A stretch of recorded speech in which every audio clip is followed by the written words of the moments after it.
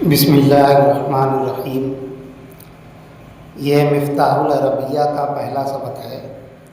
اس سبق کے اندر مصنف رحمۃ اللہ علیہ نے اس میں اشارہ کی مشق کرائی ہے۔ اس میں اشارہ وہ اس میں ہے جس سے کسی چیز کی طرف اشارہ کیا جائے، تو اس میں اشارہ دو طرح کا ہوتا ہے۔ ایک اس میں اشارہ قریب کے لیے ہوتا ہے اور ایک اس میں اشارہ بعید کے لیے ہوتا ہے۔ تو حاذا یہ اس میں اشارہ قریب کے لیے ہے اور مذکر کے لیے ہے، اور حاذہ اس میں اشارہ قریب کے لیے ہے اور مؤنث کے لیے ہے۔ ذالکا یہ اس میں اشارہ بعید کے لیے ہے اور مذکر کے لیے ہے، اور تلکا یہ بھی اس میں اشارہ بعید کے لیے ہے اور مؤنث کے لیے ہے۔ اب ہم سبق کا ترجمہ کرتے ہیں۔ حاذا کے معنی ہوتا ہے یہ، اور قلم کے معنی قلم۔ حاذا یہاں پر مبتدا بنے گا اور قلم اس کی خبر بنے گی، اور اگر حاذا کے بعد جو اسم آ رہا ہے اس پر الف لام داخل ہو تو وہ مشار الیہ ہو جائے گا، لیکن اگر اس پر الف لام نہ ہو تو پھر حاذا مبتدا ہوگا اور اس کے بعد والا اسم اس کی خبر ہوگا۔ تو یہاں ہے حاذا قلم، اس کا معنی ہوگا یہ قلم ہے۔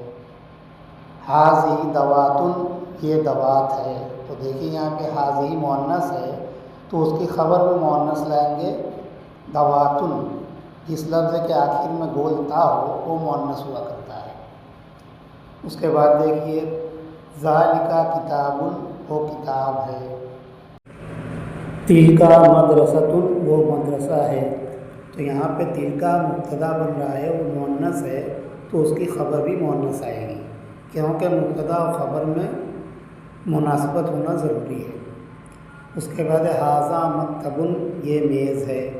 حاذہ سبورۃ یہ تختہ سیاہ ہے۔ سبورۃ کے معنی بلیک بورڈ یا تختہ سیاہ، تو حاذہ سبورۃ یہ بلیک بورڈ ہے۔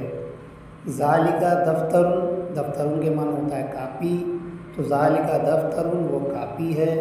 تلکا محبرۃ محبرۃ کے معنی ہوتا ہے دوات، وہ تلکا محبرۃ وہ دوات ہے۔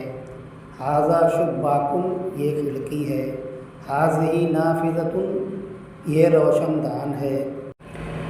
ذالکا باب وہ دروازہ ہے۔ باب کے معنی ہوتا ہے دروازہ، تو ذالکا باب وہ دروازہ ہے۔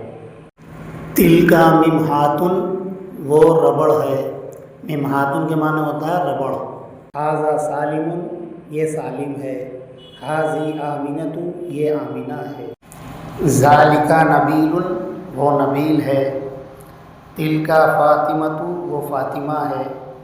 ذالکا ورق ورق کے معنی ورق اور پتا دونوں کے آتے ہیں۔ ذالکا ورق وہ ورق ہے۔